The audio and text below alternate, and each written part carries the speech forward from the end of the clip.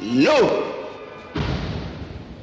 Bokassa Ier, jurons et promettons solennellement devant le peuple, devant l'humanité tout entière et devant l'histoire, de tout mettre en œuvre pour veiller scrupuleusement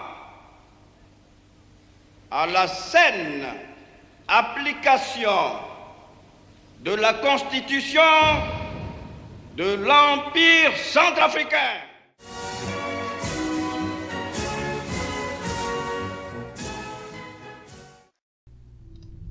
A lo largo del siglo XX, África ha sido una de las regiones más castigadas en el mundo, con numerosas crisis humanitarias, conflictos armados y problemas sociopolíticos que han retenido a su población de alcanzar su verdadero potencial. Si bien, hoy en día, hay varias naciones que afortunadamente muestran signos de estabilidad y prosperidad, tampoco hay que olvidar que en el pasado, este continente ha dado luz a civilizaciones que han resultado trascendentales para el avance de la humanidad y que se han labrado páginas heroicas en los libros de la historia universal. Sin embargo, en lo que respecta a las páginas más trágicas de esta, encontramos a uno de los dictadores más pintorescos y flamboyantes, así como uno de los más bizarros y megalómanos de entre los que han salido de esta región, cuyas excentricidades, para bien o para mal, han quedado grabadas en la historia de la afligida nación de Centroáfrica. Me refiero a Jean Bedel Bokassa, y esta es su controvertida historia. Jean Bedel Bokassa nació en un pequeño pueblo situado a unos 60 kilómetros al suroeste de Bangui, en África Central, en 1921, entonces parte del África ecuatorial francesa. Perdió a sus padres a los 6 años. Su padre, Mindogon Mbundulu, un jefe de la aldea, acabó rebelándose contra las brutalidades de la administración colonial, el trabajo forzado y las milicias de las sociedades coloniales, por lo que fue arrestado y condenado a muerte, siendo ejecutado en la plaza pública. Ante tal tragedia, su madre, Marie Jokongo, se suicidaría una semana después. Fue entonces cuando su abuelo se hizo cargo de la educación del joven Bokassa. Los misioneros de las escuelas a las que asistió querían hacerle sacerdote, pero finalmente se alistó en el ejército colonial francés en 1939. Posteriormente, fue sargento de las fuerzas francesas libres y participó en el desembarco de Provenza y la batalla del Rin en la Segunda Guerra Mundial. Después de la guerra, luchó en Indochina y Argelia, distinguiéndose en combate y obteniendo la Legión de Honor y la Croix de Guerre. Terminando su carrera en el ejército francés con el grado de capitán, posteriormente fue adscrito como asesor militar técnico para la creación, entrenamiento y supervisión del naciente ejército centroafricano, cuando su país había alcanzado la independencia, incorporándose como oficial superior al ejército centroafricano. El primo hermano de Bokassa, David Dacko, se convirtió en el primer presidente de la recién independizada República Centroafricana. Este último recurrió a los servicios de su primo para reorganizar el ejército del país y lo nombró coronel, asesor militar y luego jefe de Estado Mayor en 1964. Bokassa aparecía constantemente al lado del presidente, siempre en uniforme y vistiendo todas sus condecoraciones, y sentándose únicamente a su lado.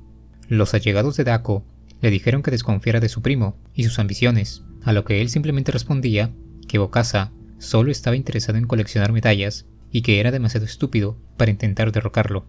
El gobierno de Dacko se enfrentó a varios problemas en estos años, con la economía estancada y las fronteras del país constantemente atravesadas por partidarios de Patrice Lumumba en el sur, además de la corrupción generalizada.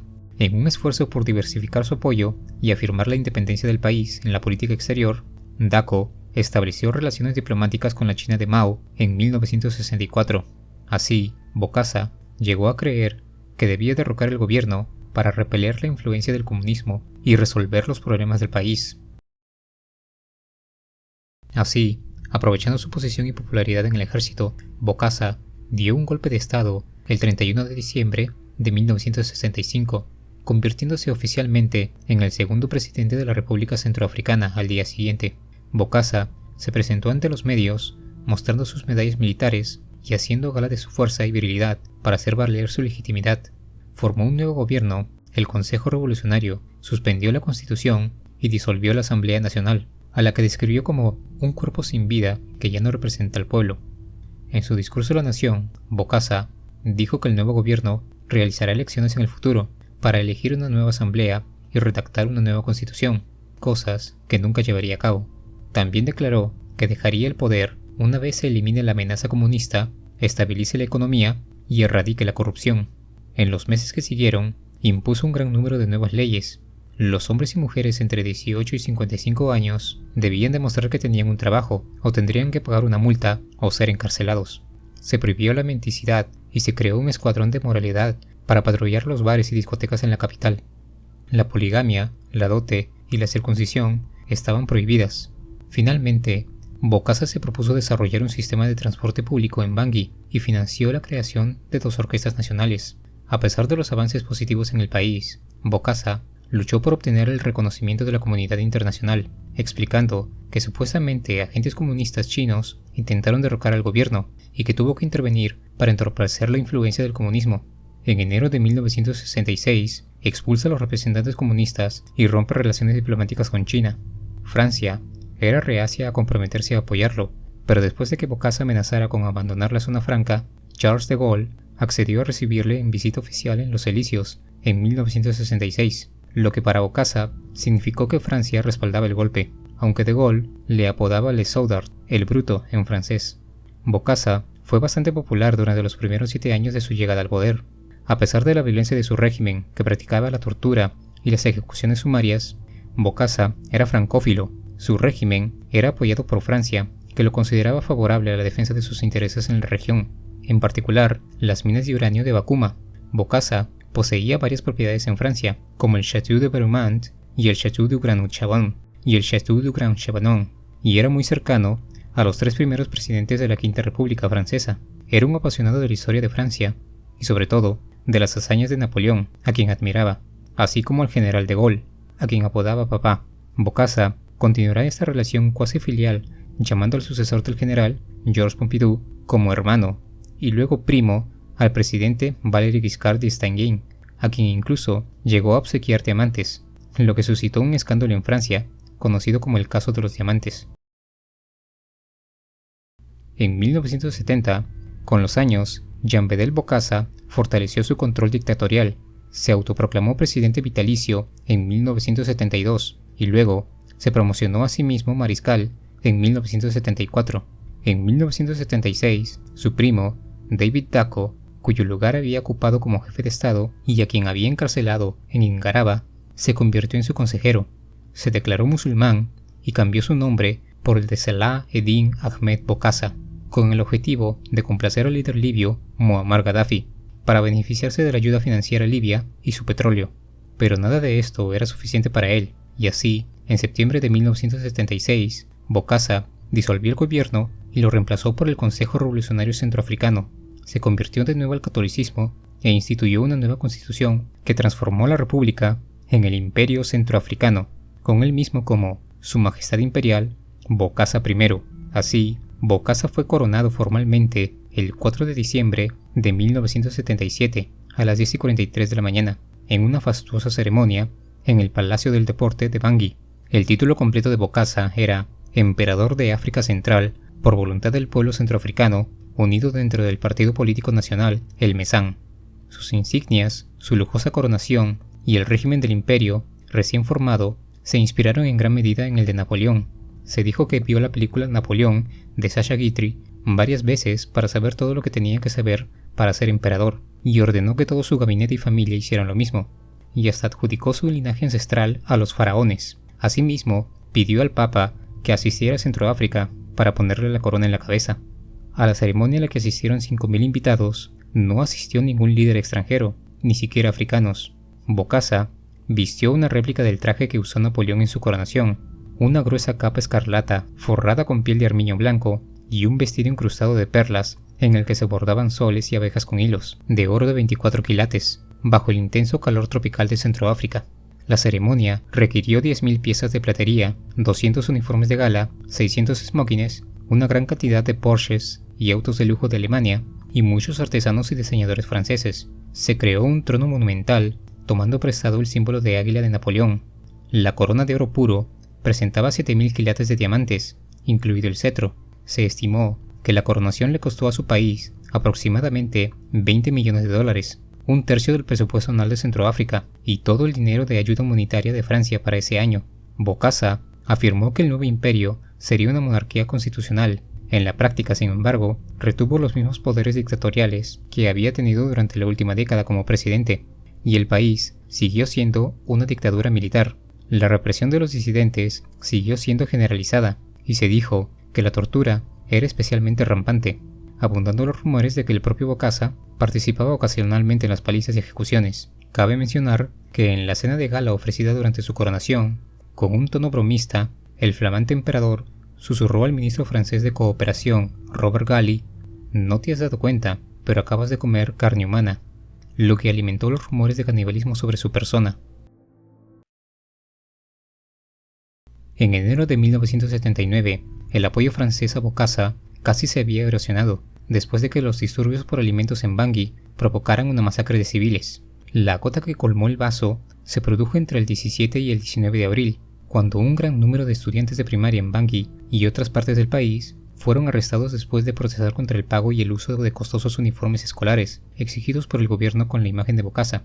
En ellos, alrededor de 100 niños fueron asesinados. La cobertura de prensa mundial masiva que siguió a los asesinatos abrió el camino para un golpe exitoso que vio a las tropas francesas del primer regimiento de paracaidistas de infantería de marina invadir el imperio centroafricano y restaurar al expresidente Dacko en el poder el 20 de septiembre de 1979, en la que se conoce como la Operación Caban.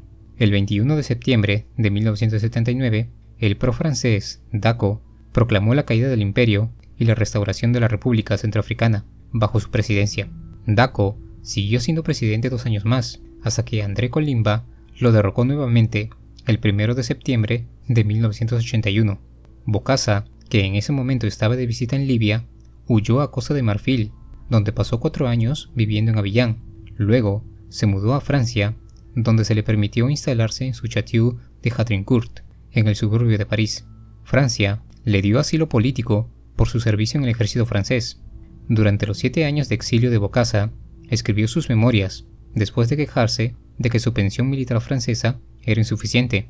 Sin embargo, los tribunales franceses ordenaron que las 8.000 copias del libro fueran confiscadas y destruidas, después de que su editor afirmara que Bokassa dijo que compartía mujeres con el presidente francés Valéry Giscard d'Estaing, quien había sido invitado frecuentemente a la República Centroafricana. Se estima que Bokassa tuvo 17 esposas oficiales durante su estancia en el poder, y tuvo 54 hijos con varias amantes, incluidas damas rumanas, tunecinas, gabonesas, francesas, vietnamitas y belgas. Finalmente, regresó a Bangui en octubre de 1986, aunque allí había sido condenado a muerte en ausencia. Fue arrestado y juzgado por traición, asesinato, canibalismo y malversación de fondos. En junio de 1987, Bokassa fue absuelto de los cargos de canibalismo, pero condenado por todos los demás. Pero en 1988, el dictador Colimba demostró su oposición a la pena capital al anular la pena de muerte contra Bokassa y conmutó su sentencia de cadena perpetua por régimen de aislamiento, y al año siguiente redujo la sentencia a 20 años de prisión, pero siendo liberado en 1993. En 1996, cuando su salud empeoró, se autoproclamó el 13º apóstol y afirmó tener reuniones secretas con el Papa Juan Pablo II. El ex emperador murió en su casa de Bangui a la edad de 75 años, en 1996, de un ataque al corazón. Su palacio, hoy saqueado y despojado de su anterior lujo, exhibe paredes desgastadas y dentro de ellas se puede apreciar el esqueleto de su anteriormente extravagante trono cubierto de oro, hoy reducido a un montón de fierros oxidados. Irónicamente, hoy es recordado con simpatía por los centroafricanos de a pie, quienes lo consideran un hombre fuerte que trajo estabilidad al país, considerando las crisis recientes por las que la nación ha atravesado. En 2010, el presidente François Bozizé emitió un decreto rehabilitando Bokassa y llamándolo hijo de la nación reconocido por todos como un gran constructor. Y bueno, hasta aquí el video. Si sabes algo sobre Bokassa I o la nación de Centroáfrica, házmelo saber en los comentarios. Suscríbete a mi canal si aún no lo has hecho y dale like si te ha gustado. Esto es Historia en Celuloide y hasta el próximo video.